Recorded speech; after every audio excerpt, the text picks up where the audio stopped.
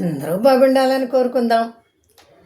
ఈ రోజుల్లో యువత అంటే కుర్రవాళ్ళు అసలు మొబైల్ లేనిదే బయటికే వెళ్ళరు.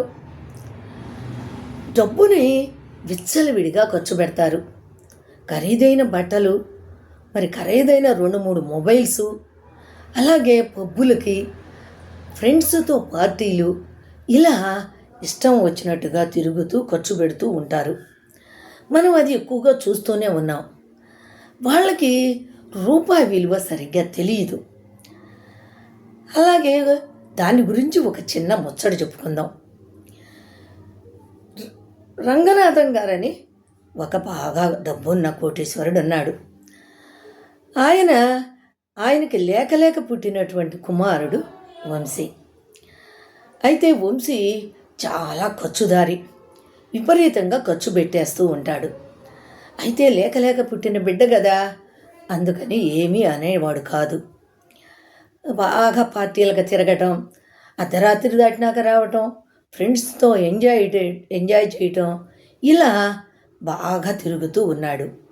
చదువు కంటే కూడా ఇతర తిరుగుళ్ళు ఎక్కువగా కనిపిస్తూ ఉన్నాయి.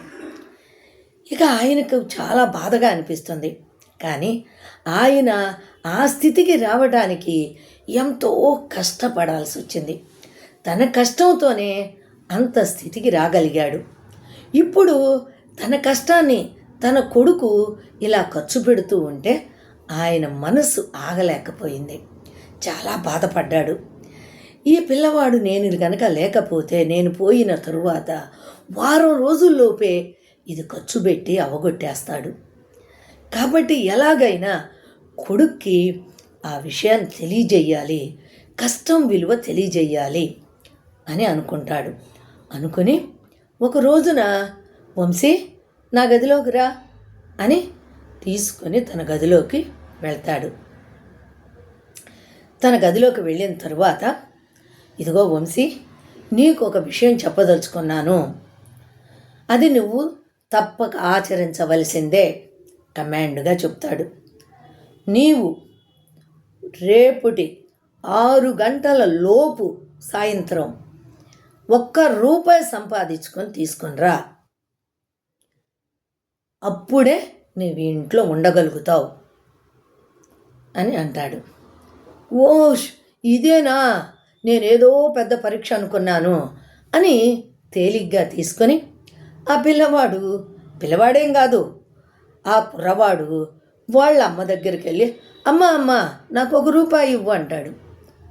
అదే కొడుకు, మరి లేక పెట్టిన కొడుకు కదా, కొడుకు మీద మమకారంతో ఆవిడ గబక్కన ₹1 తీసి ఇస్తుంది. ఆ మర్నాడు ఆ రూపాయిని తీసుకొచ్చి తండ్రి చేతిలో పెట్టబోతాడు. అప్పుడు తండ్రి అంటాడు కదా, ఓ ₹1 తెచ్చావా, అలా అయితే ఆ కిటికీలోంచి ఆ ₹1 బయటికి విసిరాయి అని అంటాడు. వెంటనే వంశీ ఆ ₹1 కిటికీలోంచి బయటికి విసిరేస్తాడు. ఓహో, అప్పుడు ఆయన, ఇది నువ్వు సంపాదించి తెచ్చింది కాదు, కాబట్టి నీవు ఇంట్లో ఉండే అర్హతను కోల్పోయావు, బయటికెళ్ళు అని చెప్తాడు. ఏంటి, అవునా అని అతనికి అర్థం కాల. మర్నాడు ఏం చేస్తాడు, వాళ్ళ అక్క దగ్గరికి వెళ్ళి, అక్క నాకు ₹1 ఇవ్వా అంటాడు. మరి గారాల తమ్ముడు కదా, గబగబా ₹1 ఇస్తుంది.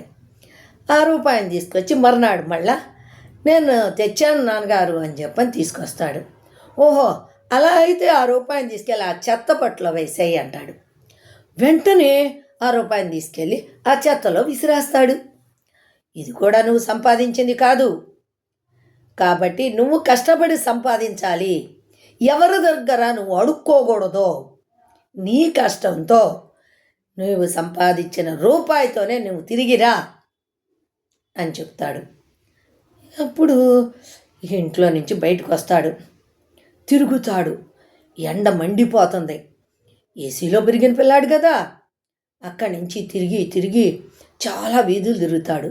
ఏం చెయ్యాలో, ఎవరి దగ్గర ఏం చెయ్యాలి, ఎలా ₹1 సంపాదించాలి అని అర్థం కాదు. తిరగటం మూలంగా కాళ్ళు నొప్పులు పుడతాయి. ఎప్పుడూ కారులో తిరిగే పిల్లాడు కదా, కాళ్ళు నొప్పి చేస్తాయి. అయినా కూడా మరి అట్లాగే తిరుగుతూ ఒక రైల్వే స్టేషన్ దగ్గరికి వెళ్తాడు. అక్కడ ఆ మెట్ల మీద నుంచి ఒక పెద్దావిడ ఒక పెట్టి పట్టుకొని నడవడానికి కష్టపడుతూ ఉంటుంది.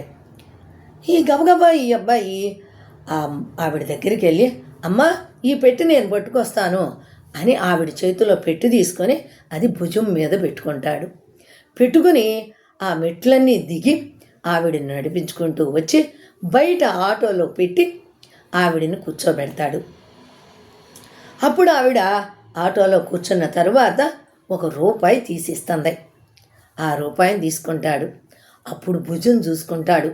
భుజం అంతా ఎర్రగా కందిపోయి ఉంటుంది. ఎప్పుడూ చేయలేదు కదా, కష్టపడలేదు కదా. ఈ సుకుమారంగా పెరిగిన పిల్లవాడేమో ఆ భుజం అంతా ఎర్రగా అయ్యి కందిపోయి మరి కష్టం అనిపిస్తుంది, కాళ్ళు నొప్పులు. అయినా కూడా అక్కడ ఒక సంతోషాన్ని ఫీల్ అవుతాడు. గబగబా ₹1 తీసుకొని తండ్రి దగ్గరికి వస్తాడు. నాన్న నేను ఇది చాలా కష్టపడి సంపాదించాను, తీసుకోమనిస్తాడు. అప్పుడు ఆయన ₹1 పట్టుకొని అట్లా కిటికీలో నుంచి విసిరైపోతాడు. గబక్కను పరిగెత్తుకొచ్చి ఆ చెయ్యిని పట్టుకుంటాడు. నానా, అది నేను కష్టపడి సంపాదించిన ₹1, నువ్వు బయటకు విసిరేయటానికి వీల్లేదు అని అంటాడు. అప్పుడు తండ్రి, ఓహో, నీకు ఇప్పుడు తెలిసిందా కష్టం విలువ?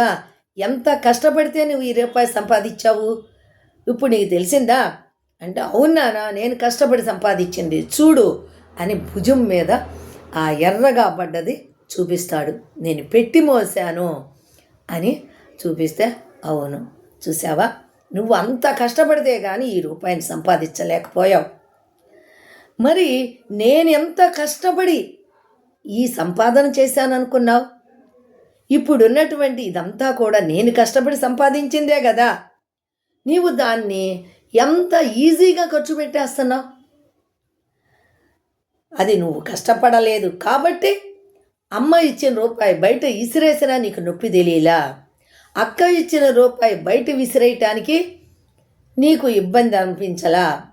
కానీ నీవు కష్టంతో తెచ్చిన ₹1ని బయటకు విసిరేయాలంటే నీ మనసు ఒప్పలా కదా, అదే కష్టంతో సంపాదన అంటే అని తెలియజెప్తాడు.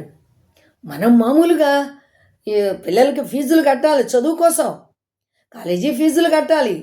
చదువు అయ్యేంత వరకు అది మనం ఖర్చుగా కానీ లేకపోతే దూబరా కానీ భావించకూడదు. ఆ తర్వాత వాళ్ళు ఉద్యోగంలో చేరి కష్టపడి సంపాదన మొదలుపెట్టినప్పుడు ఆ ₹1 విలువ అప్పుడు వాళ్ళకి తెలుస్తుంది. అప్పటిదాకా మనం ఇచ్చిన డబ్బుల్ని జల్సాగా ఖర్చు పెట్టేస్తారు. ఎలాగంటే అలా మనం పంపిస్తూ ఉంటాం కాబట్టి అది వాళ్ళు సంపాదించట్లేదు కాబట్టి ఆ డబ్బుని కాలేజీకి వెళ్ళినా కూడా ఆ డబ్బును బాగా ఖర్చు పెట్టేస్తారు. ఎప్పుడైతే వాళ్ళ సంపాదన మొదలు పెడతారో అప్పుడు ఆ ₹1 ఖర్చు పెట్టడానికి ఇబ్బంది పడతారు. తెలిసింది కదా, ఎప్పుడైనా కూడా పిల్లలకి కూడా మనం మొదటి నుంచి కష్టం విలువ, ఎలా కష్టపడితే ₹1 సంపాదించగలుగుతారు అనే కష్టం విలువని పిల్లలకు తెలియజేయాలి. అప్పుడే వాళ్ళు ఆ ₹1 విలువను, ఆ కష్టం విలువను తెలుసుకోగలుగుతారు. మరి మీరేమంటారు? ఇది మీకు నచ్చినట్టయితే ఒక లైక్ చేయండి, అలాగే ఒక కమెంట్ ఇవ్వండి. మీకు నచ్చితే కనుక షేర్